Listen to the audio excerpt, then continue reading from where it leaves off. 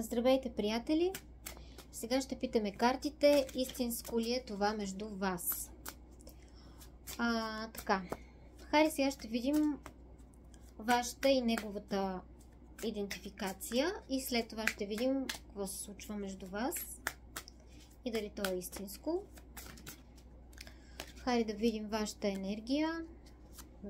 Хайде да видим и неговата енергия. Вие сте учелник.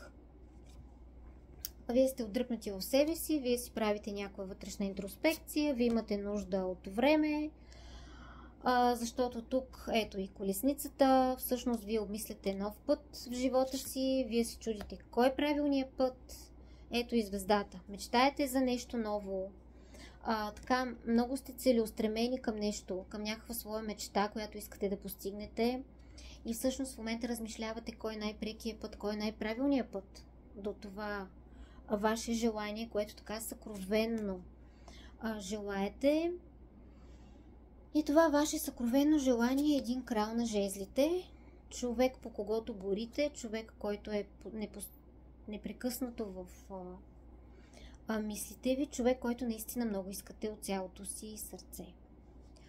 Вашият човек, силата. Вашият човек пък притежава много качества. Той притежава силен характер, той е устойчив, той е преживял, видял много неща, но той не се отклонява от пътя, по който върви. Той е човек, който наистина може да постъпи по най-правилния начин в една ситуация. Може да прояви силния си характер по много неща. Може както да заяви, може така и да премълчи. Абсолютен контрол има този човек. Също така може би има абсолютен контрол и върху много други хора, защото някак респектира със своя характер, със своята сила. Такава му е така енергията. Още за този човек. Човек, който прави много неща едновременно. Човек, който наистина е склонен да върши много неща едновременно, също така е склонен да ги върши добре, дори да се забавлява докато ги върши добре тези неща. Човек, който в момента виси в някаква ситуация, защото му е много важно нещата да са равнопоставени, нещата да са балансирани. И затова той сякаш може би оставя така да си минава малко времето, защото ако извърши някакво действие, примерно, ще обърка този баланс. Може и така да се каже. Така че по-скоро не действа в някаква ситуация, за да има баланс. Това мога да кажа. И тук става въпрос за една кралица пентакли. За една жена, която той изчита за стабилна, за една жена, която може да е майка на децата му, за една жена, която, знаете, дамата пентакли е жената, която е майката, жената, която е омъжена, жената, която има дом, семейство, уют. Тук наистина имаме едно бебче на ръце. Сега за кого как ще си проиграе, казвам какви са опциите. Това са вашите енергии, това сте вие. Добре, хайде да видим какво е между вас. Какво се случва между вас? Хайде да видим. Какво се случва между вас?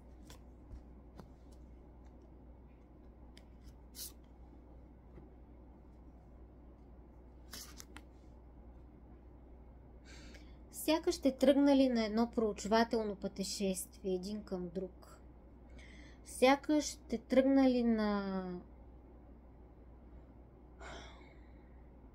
по един път, който трябва да ви доведе до една стабилност, който трябва да ви доведе до едни фойерверки, който трябва да ви доведе до едно прекрасно събитие, до един прекрасен празник.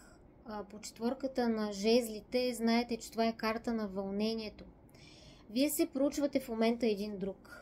Вие се следите сякаш, вие се проучвате един друг.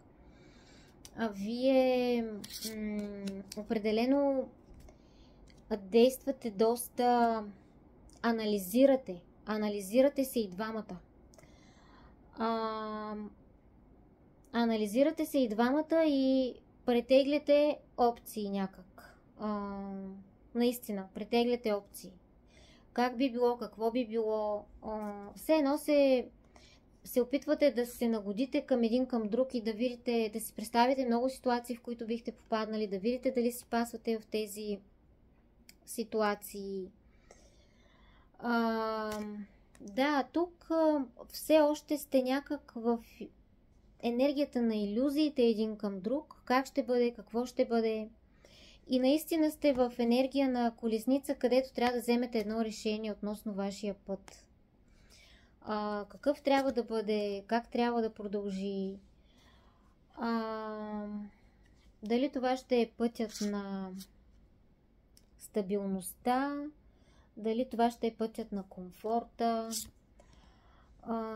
или тоест, дали да вземете веднага решението и да тръгнете каквото ще, или да си дадете още малко време да прецените дали това е вашия път и стабилността, към която и двамата се стремите.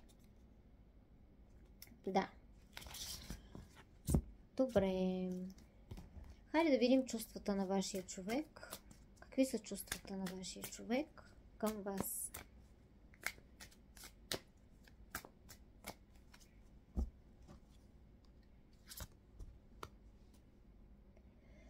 Ами, девятка пентакли. Хубаво му е с вас. Сигурно му е с вас. Човекът е магиосник с вас. Човекът... Знаете ли защо е магиосник? Защото не може да не вижда картинката ясно и защото и затова виси в тази ситуация. Пак излезе и отшелникът, но излезе и двойката на мечовете. Човекът е магиосник, човекът сякаш слага маски, сякаш не може до край да прецени, сякаш не може до край да бъде себе си истински, защото тук има нещо, което не разбира, нещо, което му обягва, нещо, което сякаш го кара с много бързи крачки да тръгне към вас, но в същото време човекът сякаш така има някакво его, сякаш неговото достоинство, сякаш неговия характер го спира и сякаш се опитва да се държи по някакъв свой си начин на положение. Разбирате ли? Сякаш се чувства добре по този начин, по който е в момента и сякаш има някаква самодостатъчност в момента и затова протака тази следваща крачка, така да го кажем, в чувства. Да, жонглира в тези чувства, но в същото време пък знае, че вие сте правилният човек, че си е намерил майстора с вас. Тук излязоха и страшния съд, и справедливостта.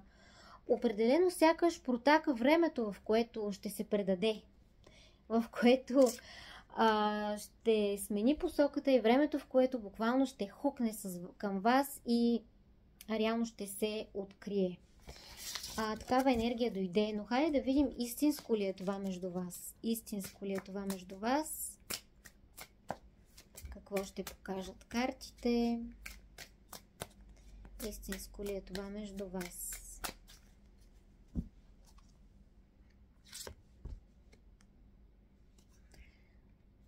Седмица пентакли, осмица жезли, двойка пентакли, много двойки има тук и слънцето.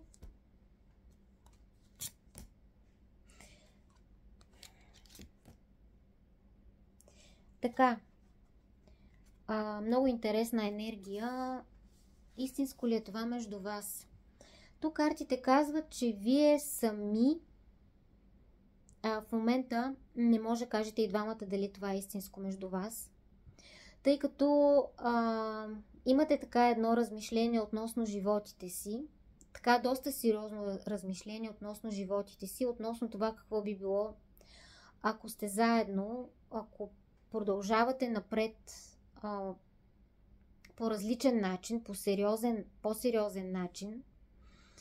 И тук интересното е, че вие балансирате, жонглирате в едни отношения, дали сте си така сякаш един на друг малко разстояние, всеки да е някак в свой собствен живот, въпреки че сте двамата. Тоест имате така малко една буферна зона между вас, която сте си оставили нарочно, за да може наистина да прецените на спокойствие, защото вие искате наистина това, което решите да е така все едно завинаги, да няма после така някакви обърквания, някакви раздели или нещо такова. Тук сте си дали едно време, реално, да разберете дали сте един за друг, но в крайна сметка тук, особено по колесницата и четворката на жезлите, според мен вие много добре ще разберете, че вие сте един за друг. Тази карта пада за втори път, четворката на жезлите е карта на вълнението. Вие тук ще осъзнаете, че между вас това е истинско. Това искам да кажа. Наистина ще осъзнаете, но и тук ще мине време. Защото в момента мислите, проучвате, заедно сте, но сте в същото време така малко, както казах, има буферна зона между вас, която не прекрачвате. И то е точно с тази цел, за да разберете. Но според мен това ще дойде по един естествен път, защото вие ще сте си дали достатъчно време, за да разберете, че това между вас е истинско. Това видях по тези карти. Благодаря ви, че гледахте и това видео. Давайте идеи за теми, коментирайте и бъдете здрави!